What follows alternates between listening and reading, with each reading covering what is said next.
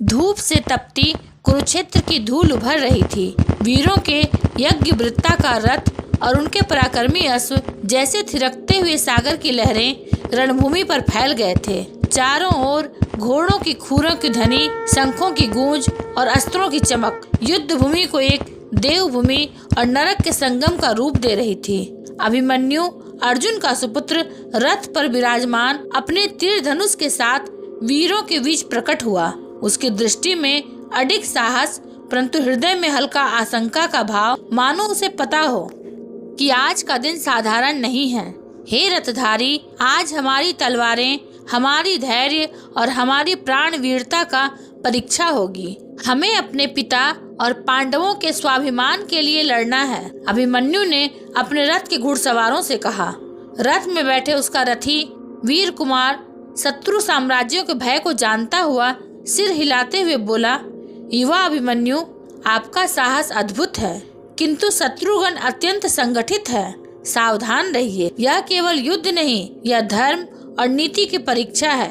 अभिमन्यु ने घोड़े को प्रहार के साथ आगे बढ़ाया। उसकी तलवारें हवा काटती हुई शत्रु पंक्तियों में गूंज रही थी। शंखों की ध्वनि, युद्ध के मंत्र और सेनाओं की गूंज के बीच अभिमन्यु का रथ जैसे अकेला सूरज अंधकार में चमक रहा था। कौरवों ने अपनी रणनीति के अनुसार घेराबंदी शुरू की। द्रोणाचार्य ने चक्रव्यूह का निर्माण किया, मानो विशाल वृत्ताकार जाल, जिसमें प्रवेश करने वाले वीर को फंसा देना उनका लक्ष्य था। अभिमन्यु ने देखा और धीरे धीरे उसकी आंखों में अडिग धैर्य और वीरता का भाव उजागर हुआ। यह वही चाल है जिसकी कहानियां पिता ने सुनाई थी, पर आज मैं इसका सामना करूंगा। यदि मेरे कर्म और शक्ति सही हैं, तो धर्म का मार्ग मैं स्वयं में बनाऊंगा। घोड़े की खुरों की ध्वनि तेज हुई। अभिमन्यु ने तीर और धनुष से दुश्मनों को चकित किया, परंतु चक्रव्यूह घने और मजबूत थे। प्रत्येक कदम पर वह शत्रुओं से घिरता गया, परंतु उसका साहस किसी तूफान से कम न था। शत्रु सेनापति बोले, सुनो, यह बालक तो अर्जुन का पुत्र है। उसकी वीरता का अंदाजा लगाना कठिन है। सावधान रहो, उसे घेरना ही होगा। अभिमन्यु ने घड़ी भर भी पीछे मुड़कर नहीं देखा। उसका मन केवल युद्ध और धर्म की ओर केंद्रित था। जैसे ही अभिमन्यु ने चक्रव्यूह में प्रवेश किया, चारों ओर दुश्मनों का घेरा सघन हुआ, परंतु अभिमन्यु के हाथ, उसकी आंखें और उसके निर्णय अत्यंत तेज और निर्भीक थे। अभिमन्यु ने अपने चारों ओर के शत्रुओं को देखते हुए कहा, तुम मेरी राह को रोक सकते हो, किंतु मेरे मन और धर्म को नहीं। यदि मैं गिरूं, तो भी यह भूमि सत्य की रक्षा करेगी। उसने अपने रथ और हथियारों का प्रयोग करते हुए कई शत्रुओं को धराशायी किया। उसकी चाल, उसका साहस और उसकी युद्ध नीति दृष्टाओं को मंत्र मुग्ध कर रही थी। संगीन कदमों और भाले की बूंदों से घेरा टूटता और बनता हर क्षण अभिमन्यु के साहस की परीक्षा ले रहा था। अब रणभूमि पर केवल ध्वनि और हल्ला नहीं, बल्कि वीरों के हृदय की धड़कन और उनके मन की आशंका भी गूंज रही थी। अभिमन्यु के भीतर हल्का भय था, पर वह अपने साहस और वीरता से उसे नियंत्रण में रखता रहा। हे पिता, यदि मेरे प्राण आज नहीं बचते, तो मेरा बल और ज्ञान आपके नाम और धर्म के लिए समर्पित है। उसने खुद से कहा। उसने देखा कि उसके चारों ओर के शत्रु उसे घेरने के लिए तैयार थे, परंतु वह न केवल तलवार, धनुष और भाले से लड़ रहा था, बल्कि अपनी बुद्धि और रणनीति से भी। हर कदम, हर झटका, हर तीर उसकी वीरता का प्रमाण था। दूसरी ओर द्रौपदी और युधिष्ठिर की दृष्टि भी उसकी ओर थी। उनके हृदय में चिंता और प्रार्थना का संगम चल रहा था। अभिमन्यु ने देखा कि उसके चारों ओर दुश्मनों की संख्या बढ़ रही है। उसने अपनी अद्भुत युद्ध कला और चतुराई का प्रदर्शन करते हुए एक भव्य प्रतिकार किया, परंतु धीरे धीरे यह स्पष्ट होने लगा, वह चक्रव्यूह से अकेले बाहर नहीं निकल पाएगा। उसकी वीरता अत्यंत थी, परंतु संख्या और परिस्थितियां उसके खिलाफ थीं। हे नरेश और धर्म रक्षक, यदि मैं इस जाल में फंसूं, तो मेरी मृत्यु केवल मेरी नहीं, बल्कि धर्म और नीति की परीक्षा होगी। अभिमन्यु ने गहरी सांस लेते हुए कहा।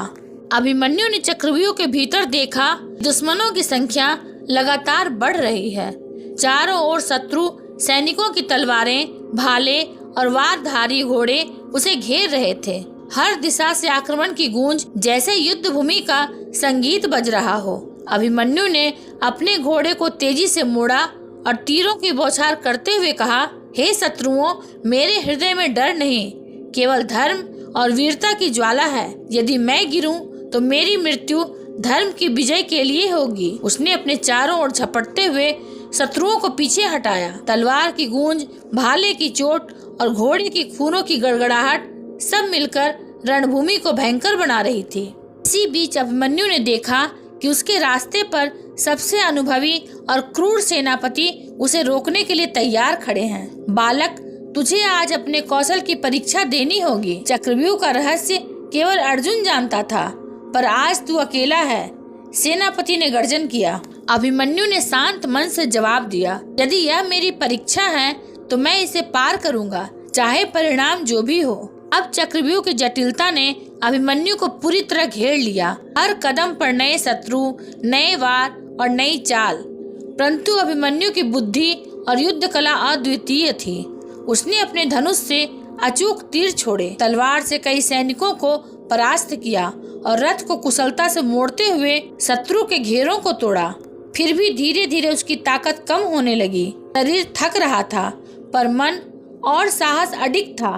हे माता, हे पिता, यह मेरा अंतिम संघर्ष है, पर मेरे मन और धर्म की शक्ति कभी नहीं झुकेगी, अभिमन्यु ने धीरे से कहा। शत्रु सेनापति ने अपने सबसे कुशल योद्धाओं को आदेश दिया, अब उसे घेरो, अकेला है और उसकी वीरता का अंत समय आया। अभिमन्यु ने देखा कि चारों ओर से शत्रु उसका घेरा कड़ा कर रहे हैं, परंतु उसने निश्चय किया कि वह हर क्षण अपने वीरता का सर्वोच्च प्रदर्शन करेगा। अभिमन्यु ने अपने घोड़े को तेजी से मोड़ा और अपनी वीरता के चरम पर पहुंच गया। उसने देखा कि शत्रु उसके चारों ओर है, पर उसकी आंखों में डर का कोई चिन्ह नहीं था। यदि मैं अकेला भी हूँ, मेरे धर्म और साहस की शक्ति मुझे मार्ग दिखाएगी, मृत्यु भी मुझे रोक नहीं सकती, उसने अपने आप से कहा। तभी उसने देखा कि शत्रु उसकी बुद्धि और शक्ति को मिलकर परास्त करने के लिए एक संगठित चाल चल रहे हैं। उनका लक्ष्य था अभिमन्यु को घेरना और जीवित रहते हुए उसे समाप्त करना।